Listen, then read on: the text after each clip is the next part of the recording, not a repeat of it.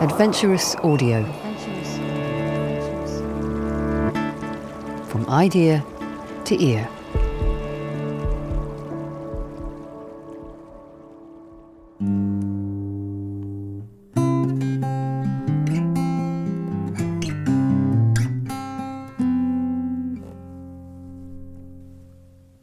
Losing a loved one to suicide throws all sorts of unexpected emotions and feelings at you at an already deeply traumatic time. It leaves unanswered questions and families left to try to pick up and move their way forward. Lisa's husband Alan died in March 2023. He left no note. There were no signs he might have been struggling with his mental health. His death left Lisa and their 3 children to find their way forward alone. Lisa navigating being a single parent, grieving her husband, and being a young widow. I felt like a pair of scissors that was split in half and you just couldn't do anything. Having a marriage, especially from that length of time as well, 11 years, every single decision, every single part of your life is intertwined with Alan. And then to not have that, I just felt completely lost. Please remember, these conversations are often difficult and they can be upsetting. They are raw and they are honest. So if you need support, please do press pause and get some help. You'll find all the details for Mikey's line in the show notes. I'm Dan Holland and this is Speaking of Suicide. Lisa, introduce us to Alan. Take us right back to the beginning. How did you guys first meet? Okay, so we met in October 2011. No, actually it was February 2011, but we went on our first date. It was October 2011, just in a nightclub in Glasgow. I think that's where most people at that time probably met before the world of online dating took off. I was 19, Alan was 26, and we're both dentists, but I was still studying at that point, and then he was a dentist at that point. So we went on a date, and that was it. And just everything just kind of seemed to be going just the way you could dream of, like just engaged, married, and then kids came along, and we'd been together 11 years when he died, and it just flew in. It really did. And I think by being with Alan from such a young age, when I was 19, I really, really grew up with him in a way and became like an adult, and just like that's all I kind of knew as well. Yeah. What sort of guy was he? What sort of boyfriend was he? Husband and then father? He was so funny. He was a big joker, a big kid at heart. He would make anybody laugh. He was just the funniest person, sense of humour. He did, and he was really kind. He had a lot of friends, always looking out for them as well. So yeah, he wasn't the most romantic type, I would say. And it's funny because Valentine's Day's just passed there, and I found that quite hard, even though we would have probably done really nothing for that at all. He wasn't that romantic. That was love language. It was probably more like a sense of humour and things, definitely. But yeah, we were just like, he was like my best friend, definitely. We got on so well. And when he became my dad, he was definitely the fun parent, definitely. Like, I'd be the one doing the cooking, the cleaning, and probably nagging at the kids, and he would come home from work and they would just be so excited to see him and play football with him. Like, yes, he was definitely the fun one out of the two of us. What about sort of family life for you? What did you guys get up to? What did you enjoy doing? What was life like? What was your things? We like going holiday. So we would go on holiday. We've been to Mexico together, Dubai a few times together as well. Alan's big passion was Rangers, and he loved them. He was a die-hard fan. So he spent a lot of time travelling to see them, like all over the world, every single game. And I mean every game. When they got them relegated quite soon after we started going out, he'd be up in, is it Brecon? Up where, near you, and like watching them, and he said there'd be like a couple of fans and sheep like watching them play. He'd be there.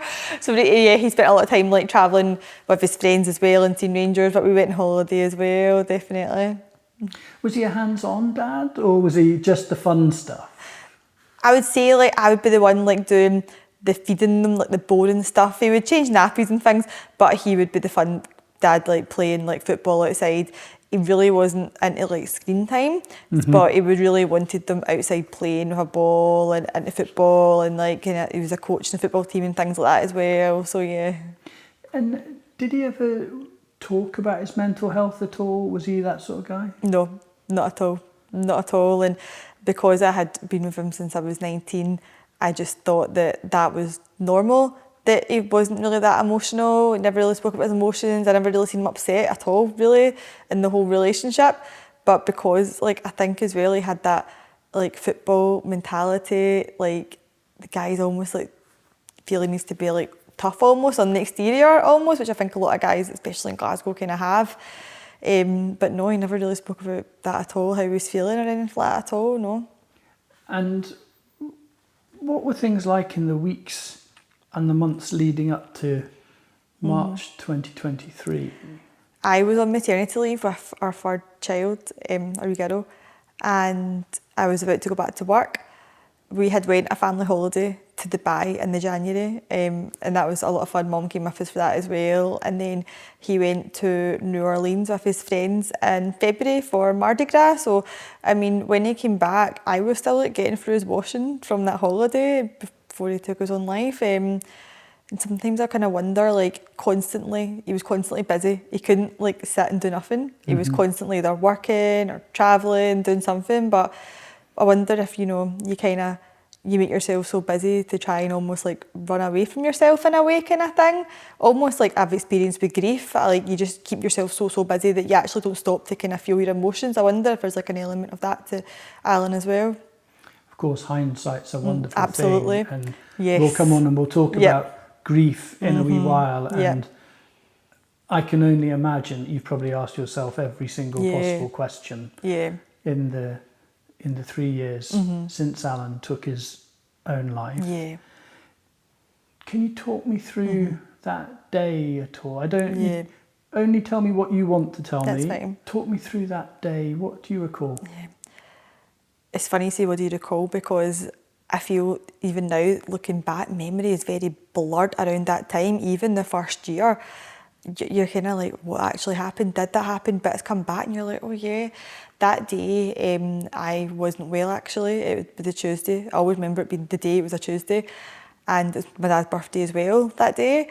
Alan went to work as normal. I had the kids dropped in at school, nursery, we girls in the house, but I wasn't well. I struggled over the weekend. We were busy, we had like a family party, and then I was like floored. I couldn't get my bed on Sunday, so went to the doctors on Monday, got antibiotics, and I started feeling better. I had a chest and a kidney infection.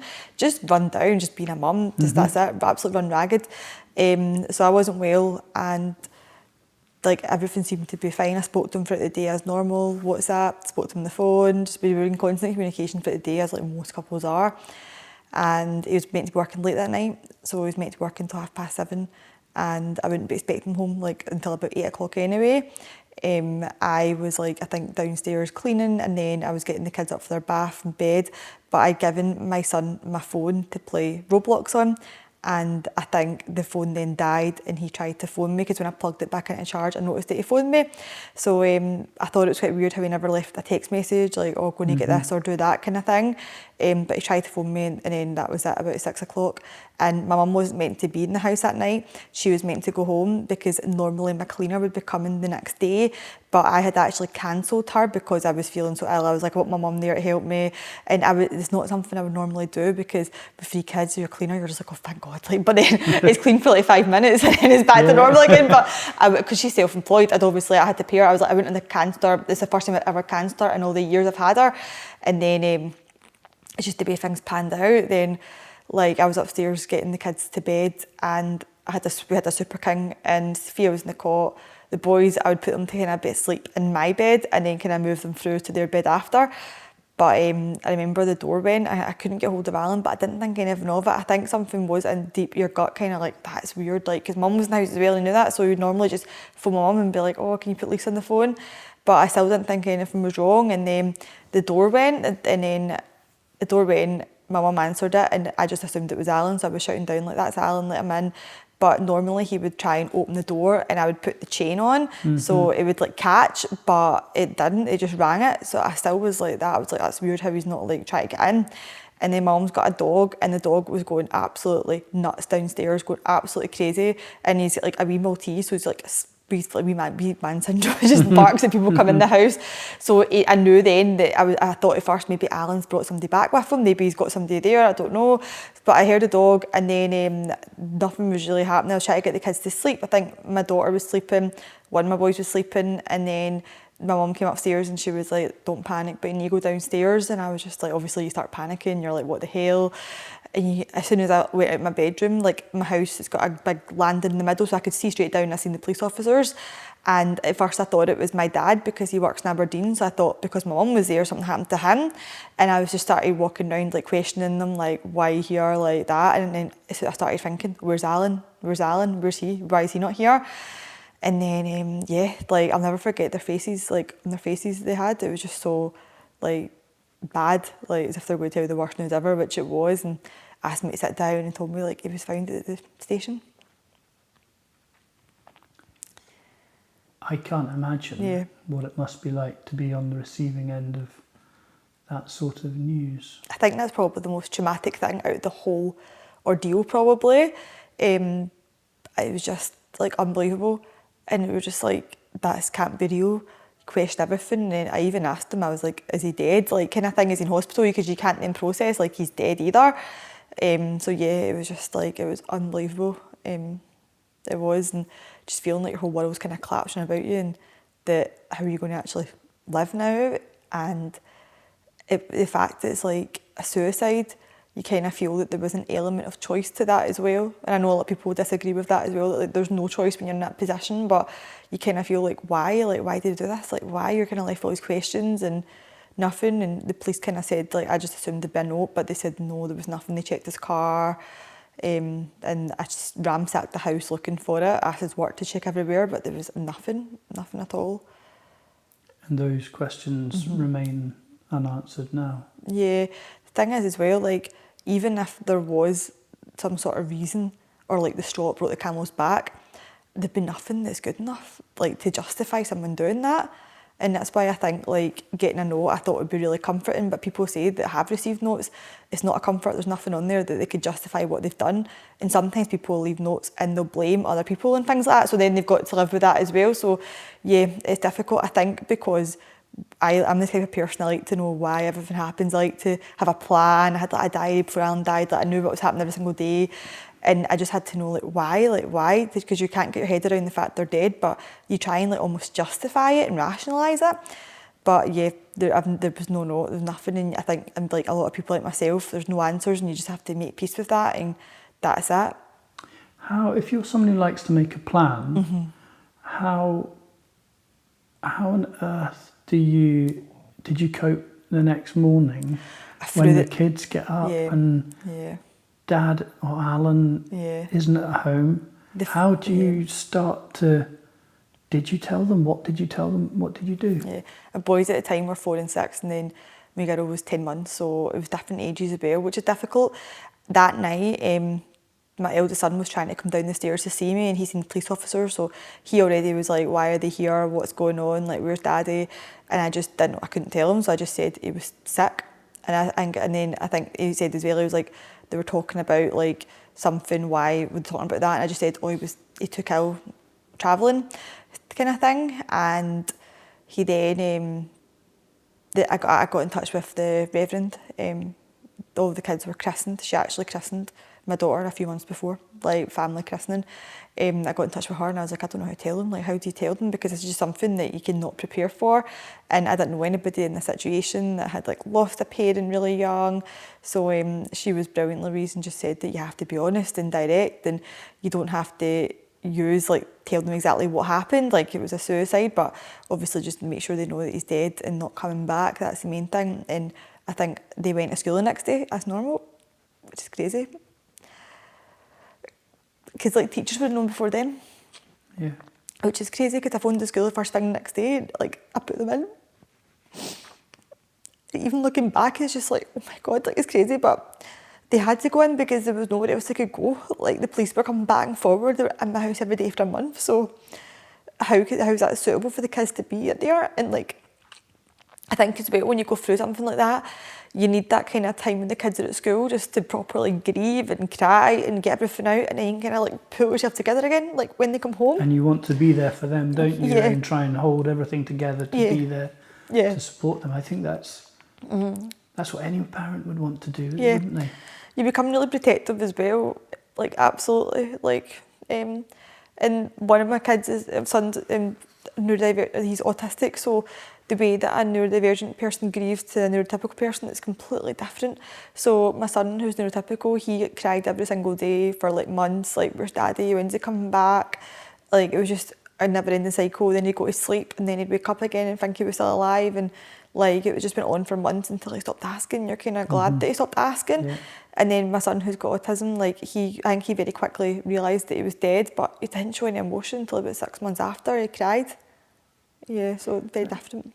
And how old were you at the time, Lisa? 31. And suddenly thrust into being not just a single parent, not just bereaved by suicide, but I'm going to say this very carefully, but with that stigma of being a widow at such a young age. Yeah, it's difficult. What were the difficulties of that? I think the best way I've seen losing a spouse described, it's like I felt like a pair of scissors that was split in half and you just couldn't do anything. Having a marriage, especially from that length of time as well, 11 years, every single decision, every single part of your life is intertwined with Alan. And then to not have that, I just felt completely lost.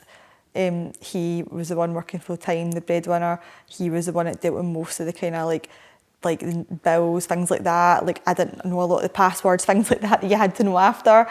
Every single decision, everything was just like left to me, and the grief and the decision making and just being alone and the sheer loneliness. And obviously there's family members that try and help and things like that, but there's nobody that can replace a parent, and that's the other person that loves the kids as much as you do, definitely. Did focusing on the kids help you with your grief and that loss? I think initially you will just focus on the kids and you just pour everything you can into them, and that's what I'd done. But then it comes a point where you have to look after yourself too, because I really just burnt myself into the ground. And I look back in that first year, I was constantly unwell, constantly had infections, just constantly I was covered in acne, my hair was falling out. The stress was unbelievable. So I think maybe about a year after, I was like, no, I really need to start looking after myself, like exercising, doing like things like holistic things like Reiki, meditation, just more things like that I wouldn't have probably done before, and having that time with yourself as well. And I think at first I really didn't want to be alone, but then I think it's important to almost have that time alone and really process and grieve as well, definitely. Everybody's grief is very different, and there are lots of different stages to grief as well. And it kicks up all sorts of emotions at you when you're least expecting it to. I have no idea, to be honest, what it must be like to grieve someone who's died by suicide. Yeah. But how did your grief manifest itself?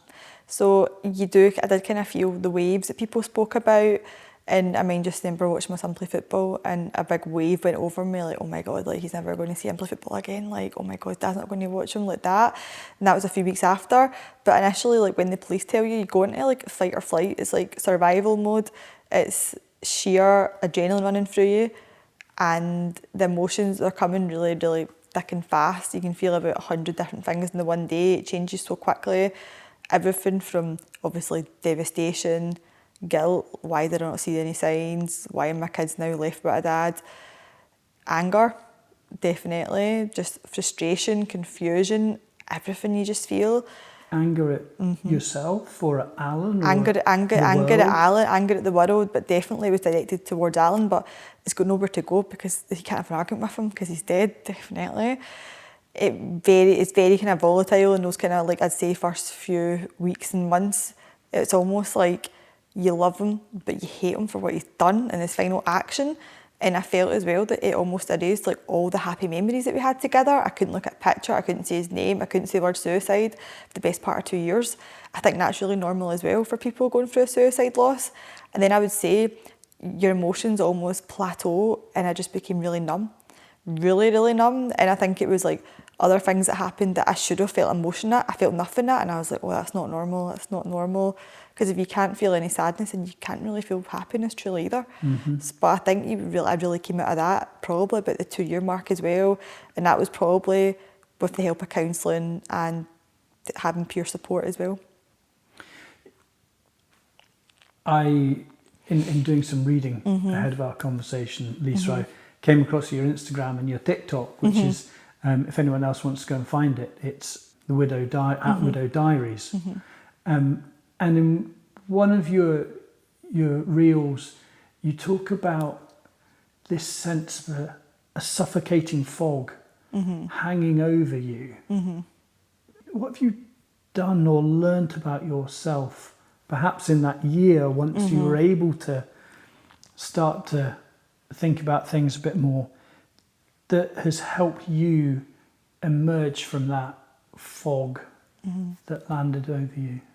I think I wanted to almost be the person that I was before Alan died, that didn't have these worries or these stresses. But when you go through a loss like that, and probably any loss, the person that you were with them, they die too. And you have to almost reinvent yourself as somebody. Grieve for yourself? Yeah, what one, sorry? Grieve for yourself too? Absolutely, you're grieving the life that you thought you'd have. You're grieving, you've grown old together with somebody, you're grieving even just like having like somebody, my daughter in the aisle, things like that. There's just so much grief of the kind of future losses. And even now, like the happy times, they're always kind of tinged with that sadness, like, oh, look what he's missing. I think that's really important as well. I think the person that's missed out the most is Alan. It's 100%. It's not my kids, it's not me, it's Alan. It's just so sad, definitely. And I'm sure everybody kind of feels that way that's lost somebody to suicide, that there's still so much hope in life. There's still so many nice things in life, and they're not getting to see that. Yeah. It's kind of sad, definitely, but like we still do. So I think just what I've learned about myself is just that definitely tougher than I thought I would. Like, I don't think anybody thinks I'll get through this. I don't think anybody thinks I'll still be standing. I remember just, it's been 1 week, 2 weeks, 3 weeks, every Tuesday, just counting down weeks that I've kind of still like got through.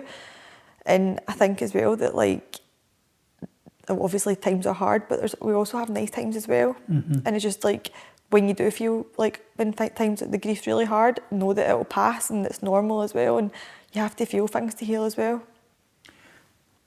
And what about the children now? It's 3 years since Alan died. How have they expressed their grief? Because you've already talked a wee bit about them, and some children are quite resilient. Yeah. Some need a lot of nurturing. How have they evolved? My eldest at the time, he probably had his grief come out in anger. He would come back from school and like trashes like playroom, room and things like that. But I spoke to somebody who's also a widow, and she said she had 2 kids. One completely would punch holes in the walls. One would go to her room and do her homework. And she said that the person that needed more help in the future was the one that was quiet and never expressed anger, expressed emotions at the time. So he was really angry at the time, and now he's kind of settled down. And same with my middle son as well. I think on the outside, they just look like normal kids. They don't feel sorry for themselves. And I think we could learn a lot from children as well. They're very resilient, they just get on with it, and they're like happy with what they have, definitely, which is like something that like, all you can want is to be happy, definitely. And yeah, but I think that they're all doing well in their own ways, definitely. Good. Yeah. Good. Let's just pause for 1 second, Lisa. If you're listening to this and you need someone to talk to, or you want to talk to someone, then you can text Mikey's line on 07786 207755, or you can contact them on Messenger, web chat and WhatsApp. And the number for WhatsApp is 01463 729 000. And all of those details for Mikey's line are in the show notes, along with links to Lisa's Instagram and TikTok at Widow Diaries. Let's talk a little bit about the Widow Diaries, and how you have formed a presence, created a presence online, but told your story in real raw honesty, warts and all and everything that you've gone through.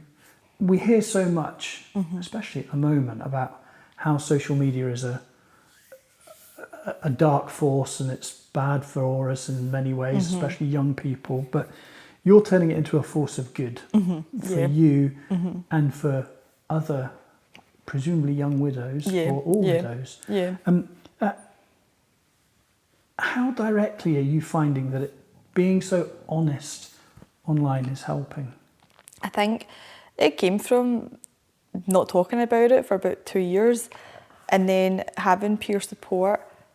I kind of realised that, actually there is really, really good in communicating with others in your situation and finding out you're not the only person. I think that's the most beneficial thing you could do, is find others in the same position as you, because you realise that you're not the only one this has happened to, and you feel that connection and just knowing that they're going through the same thing, and because you don't always want to bombard your friends with things, and my friends would be there obviously for me, but you want to just be kind of have that separate part to you as well, almost in a way. And then I just thought, like, when I was widowed, I always looked online for somebody that had been through my situation, and I couldn't really find it. I couldn't find it. The widows were always like either older than me, or it wasn't a suicide loss, and it was just so different. You can't compare like a suicide loss to a cancer loss. It's completely different emotions. So I just thought, maybe I could just share my life. And I think as well, because I've not worked for the past coming up 4 years, I was maternity leave when Alan died, I felt that like it's almost like work in a way, even though it's not. And I feel like you're kind of achieving something. If you put a video out, you've done something, you feel like, I've done that today. It's like that.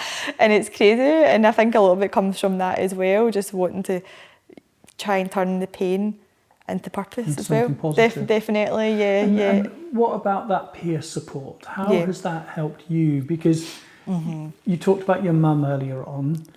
Was there to help you, and you've got your kids as the generation below. But as someone in their early 30s, mid-30s now, being widowed is an anomaly, isn't it? At that age. So how common, I guess, did you find other people like you, but also how much did that help you, more importantly, I guess, and give you support? I go to one in Glasgow, a place called Here, and that is a suicide Pacific bereavement group, and they started running November 25. I think that was the best time, because I don't think I would have went to it had that been running when Alan died. I think I need that time to kind of process everything. And I think there's a couple of young widows in my position. The other ones didn't have children, but there'll be more and more people coming through their doors probably in my position. And I didn't know anybody affected by suicide when Alan died. I didn't know any widows when Alan died, and now I do. And Widow and Young is another one. They're a UK charity, and I've met people through there as well. You just feel that you're not alone, but seeing people, even people online that are further along in their journey, it gives you hope that, right, they're still there, they're still living, they're still seem to be enjoying life. Then there's a chance that you can too. It's just that inspiration, and that it will be okay, seeing somebody further down their journey. And when you chat to people in the same position, quite a lot of the feelings are like, oh, I felt like that, oh, I remember that. Or you can get a lot of comfort from feeling the same thing as well, because there's just nothing else like it. Nobody else can experience it unless they've been through it. And with a suicide loss, it's different if you've lost a child or lost a parent, or losing a spouse, different to that as well, or a sibling. There's all completely different emotions involved, definitely. What have been your biggest challenges? I mean, losing Alan, of course, is enormous. That's life. But moving forward and trying to rebuild your life and pick up the pieces. Challenges, probably, I got diagnosed with complex PTSD, and that's something that I thought that soldiers got in war. I didn't think it would affect somebody like myself going through that, and especially because I never found Alan's body. It wasn't myself, and getting diagnosed with that was quite difficult. There was a period where I just was really, probably about this time last year, I just felt really, really down, also struggled with intrusive thoughts as well, and I think that's really, no one really talks about how families are affected mentally after a loss like that. You're kind of just expected to just pick up the pieces and get on with it in a way, just as the way society is. Other things I've struggled with is kind of having any kind of career at all. I haven't been able to go back to work my job as a dentist. I find blood is quite a big trigger for me, and it's just with the complications of childcare, 2 children being autistic, I just haven't managed to do it yet, and it's something I worry about, like, am I ever going to be able to work again, like things as well, and I feel like that's been kind of stripped off me as well from the suicide loss. You feel like you lose so many things, not just the person, it's like your identity, just your place in society is like a wee family, and job as well, things. So yeah, I found it quite difficult with that, but I was really like embarrassed when it happened. I didn't really want to like look at anybody, talk to anybody. I feel like a lot of families as well, they want to almost like brush it under the carpet a little bit because it's how public it is, everybody talking about it and things, but that doesn't really help people that are struggling if it's not spoken about as well. Yeah. You mentioned intrusive thoughts. When you realised you were having those, how did you respond to that? It must, I can only imagine that was probably quite frightening for you again. Yeah, definitely. And it wasn't really like I wanted to take my own life, but it was almost like I just kept having it, and it's like I'm really scared of heights now, and I think it was the kind of way Alan died. I'm really scared of heights, and if I come to like heights, so it was when I was on holiday and I was up high and I was just really scared about the balcony. I think I'm scared of that anyway because I've got young children, so I would always have the balcony closed anyway, but I was just so scared of falling off it, even though obviously I didn't want to do that. And it can come on at any point, but obviously I just kind of sought medical help. But it's difficult because I feel that, yes, got PTSD, sometimes you're really doing really well, but other times, that was 2 years on, it can kind of come back quite badly. And I think that's the thing with grief and healing, it's not linear, it's up and down. It's really, really difficult. And I blamed Alan for that as well in a way, like I'm like now messed up mentally because of you. but you mentioned the support group that you go to. There's no value in thinking about how might something like that have helped Alan, because you can't change the past. But how much does the openness and the honesty, both in that support group and on the Widow Diaries, help you be truthful to yourself, truthful to the kids, feel validated, recognise these feelings, address them? Do you know what I mean? Things that for people who aren't in your situation might be quite difficult. I think that it helps me feel like I'm not alone, and I think that's the main thing as well. It's a really lonely path when you're bereaved by suicide for anybody, and when you meet our situation or you speak to anybody, it does make you feel like your feelings are valued, your feelings are valid, and it's okay to feel that way. Other people have struggled too. And even like online forums, if you ask a question, there'd be like 10 people at any point in the day being like, oh yeah, I've went through that as well. And then the suicide bereavement group, I know they're not all like this, but there's a WhatsApp group so people can ask anything any point in a day, because there could be some days you're doing really well and other days you're like, I'm having a really bad day today. So I think it helps you feel like you're a person and people are seeing you for you and not just for your suicide loss, like other people that haven't experienced might. This might sound like a really daft question, especially everything we've been talking about, Lisa, but has taking your story online and that honesty and openness, has it thrown you any surprises, or in a good way, I mean? Has it brought what benefits has it brought you? I think one of the benefits is that I'm able to like talk about Alan, and I wasn't able to do that before. I'm able in some way to kind of keep his memory alive. I think that's the fear when anybody loses somebody, it's like everyone's going to forget them and things, definitely. So I think being able to like share about Alan, keep his memory, what kind of person he was when he was alive, that's been a benefit. But it's definitely connecting with other people in the same situation, like messaging friends that I've met through in a similar position. That's been the biggest benefit, and obviously doing things like this that I never expected to be speaking about it. One of the things I found that I thought might be useful to share here perhaps was you did a Q&A with a lady called Astrid. Yeah. And if go and look up Lisa's socials and you'll find this. Astrid is another young widow. Yes. Who I'm assuming you met through online. Yes, on Instagram. Yeah, we met. Instagram. Yeah. And Astrid was just nearing the first anniversary of becoming a widow. You asked each other 3 questions, and I'm going to put those 3 questions to you just now, Lisa, because I thought they were really insightful. And as a middle-aged bloke, they're not things that I ever imagined at all. Yeah. So, what was the most helpful thing someone has done for you during that first year of being widowed? First year, it was people that showed up practically. If anybody says to me, let me know if you need anything, I'm not going to tell you what I need because I don't even know what I need. Your head's not even thinking straight. But like people would show up, like friends, just people that you wouldn't even know that well. They would show up with like meals, vouchers, stuff, toys for the kids, offering a help like everybody offered to take the kids to like school, parties, but the kids really wanted me to do that, and I think for me it was kind of good to get out of bed and do things normally. But I think the main thing is just being there, and that's it, because everybody's there after they die. It's who's still there a year or two down the line that matters. So I think just being there and that's it, and offering an ear whenever, but also talking about normal stuff as well, not just about the death, definitely. The day-to-day mundane stuff. Absolutely. I had a friend that got a puppy and she would text me every day about how the dog was getting on and the calamities it was causing, definitely. But like things like that just not being thought of, definitely. Light relief, doesn't it? Just makes such a difference where you don't have Absolutely. Because people get scared to like tell you about their problems and their hardships when you went through something like this, but you're almost like, no, like you want to go back to moaning about daft things like you think, because that's what I was like before, obviously. Like, yeah, absolutely.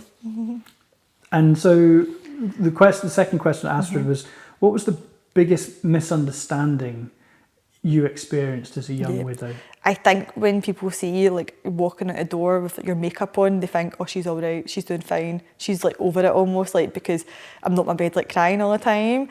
And I think probably like the way I grieved, like definitely like the first year, I think a lot of people do this, if they get any time themselves, they'll probably go out drinking with their friends, and people probably think that, oh, she's fine, but that's probably just a way I was using to cope. People use that to cope, just to like, and it's probably not, I look back now, like, oh, alcohol, absolutely, it's a really slippery slope. When you're dealing with grief, I think it's probably quite easy to become an alcoholic after going through a loss like this as well. But I think like the way I grieved, I definitely done things I regret, like spending money, going holidays, but I was only doing that just to survive and because it was a way I was coping back then, definitely. And yeah, so I think people just thinking that you're okay when you're not, and that you're over it when you're not as well, definitely. And it's that thing, isn't it, of you never know whether you're walking down the street or whether you're on the bus or you're at work. Yeah. You never really know what someone else is going through, do Absolutely. you? So and everybody's going through stuff. You walking out the door with all your makeup on might have taken every ounce of everything you've got to pull yourself together to get that face on and go out, and then someone judges you incorrectly. Absolutely, yeah. I think even like family expected you just to be in the house crying all the time, but you've got 3 kids, there was no time to cry, you had to just go up and go on with it. Absolutely, yeah, definitely. And I think the way that I am in the house kind of sets tone for the kids. So if I'm crying, then they'll be upset, so definitely. And last one then, what's one of the most annoying things about being, and you can't just say everything. I guess what I said, everything. Taking out the bins, that's the worst job. And like I've got like a big massive black bin, so I've that bin day tomorrow. I might get you to take out for me for tomorrow. But yeah, just like having to do everything. You said home notes, everything. Having to get childcare for every single occasion now, and you almost feel like you're a child again because your mum now knows where you're going all the time. You have to go to my suicide group, I have to get childcare. You can't just leave the house when we run out of milk. You have to go to the doctor, you have to take all 3 kids. That's it. You have to think about everything, honestly, you do.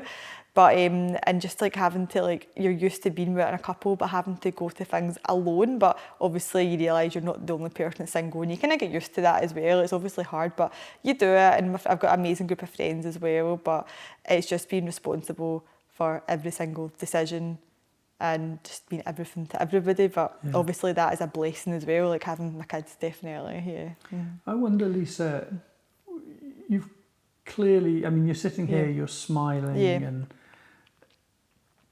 and I clearly there have been some very difficult times, but I wonder what you would say to any young widow, bereaved for whatever reason, or any young person bereaved by suicide who might be struggling just now. What would you say to them? Just make sure that you know that the journey is going to be hard, like it is, but there's also going to be joy. You'll feel joy again, you'll feel happiness again.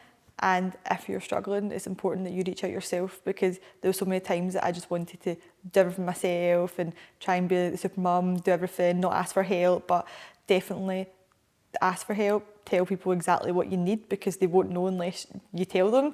And I think a lot of resentment, it comes from, well, they're not helping me, but then you're not telling them what you actually need, and they don't know unless you tell them. But just the main thing is make sure you look after yourself, and your life will not look as you thought it would, but you'll still have a life, you still have hope, and it's important to hold on to that. We're speaking at the end of February, and it's the 3rd anniversary of Alan's death on the 7th of March. How will you and the children mark that day? What will you be doing?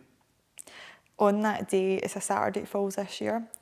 My dad turned 70, so I think we'll be having a cake and like kind of presents for him. And you know, it's funny, Mum turned 70 last year and went out for a nice dinner, and the kids just ran right. So I was like, this year we're getting takeaway. I'm not doing that again. I don't care.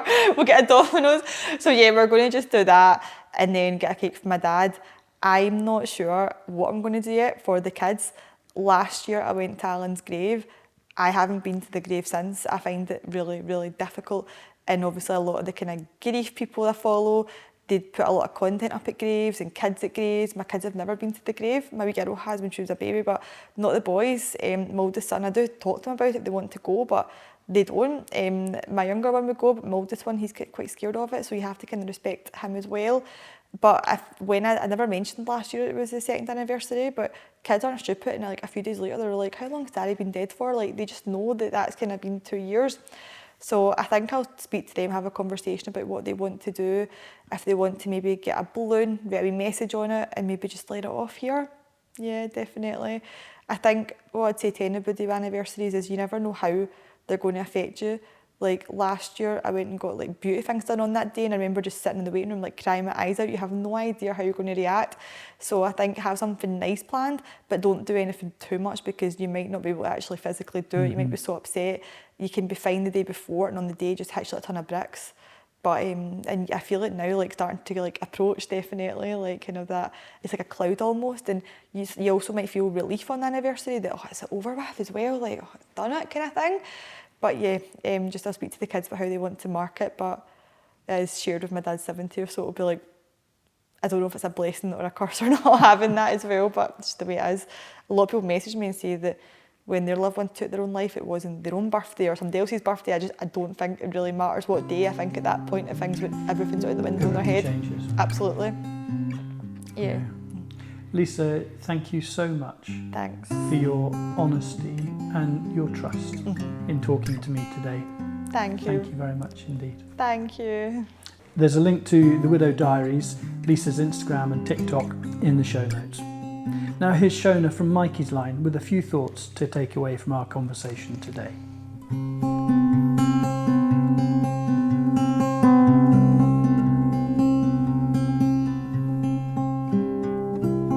Lovely to hear Lisa's voice sharing her story there. And the things I'm struck with from Lisa is, first of all, that suicide doesn't always come with visible warning signs. And that though Alan was, as she was describing, so funny and so busy and devoted to his family, he had pain that he couldn't find the words to express. And when that's our experience, it makes so much sense that we will constantly look for a why. It's our mind's way of coping, of wanting to understand when our world has been shattered. So just it makes so much sense that she would be asking this. And then secondly, I think she describes so well the complicated and contradictory nature of grief to losing someone to suicide, how she experienced sometimes at exactly the same time this love, anger, confusion, numbness. And I find that important to underline that there is no right or wrong way to feel, and that we can have this experience of kind of ambivalence of feeling these different things at once. And there isn't a neat timeline or stages of grief around this. It's messy. And sometimes I hear people say, I feel like I'm behind in my grief journey. You can't be behind. You are where you are. And if you can, go slow with yourself. And then finally, the power of what Lisa has created, that from this awful experience that she's had, that she's created the Widow Diaries, and from that experience of deep isolation, she has transformed that into deep connection, to create a space where others that might have a similar experience to her can feel less alone. And I think she describes that in the podcast as sort of turning giving her grief a purpose. And just really moved by that and by what she's doing. So thank you to Lisa for sharing. A huge thanks to Shona and all the team at Mikey's Line for the work they do. And don't forget, if you need someone to talk to or you want some help, then you can text Mikey's Line at 07786 20 7755 or contact them via Messenger, web chat and WhatsApp. And the number for WhatsApp is 01463 729 000. And all those details and links are in the show notes too. Speaking of Suicide is funded by Mikey's Line, and the platform is sponsored by Highland-based firm D&D Paving Limited. If you'd like to sponsor an episode, do get in touch. We'd love to hear from you. Speaking of Suicide is produced by Adventurous Audio.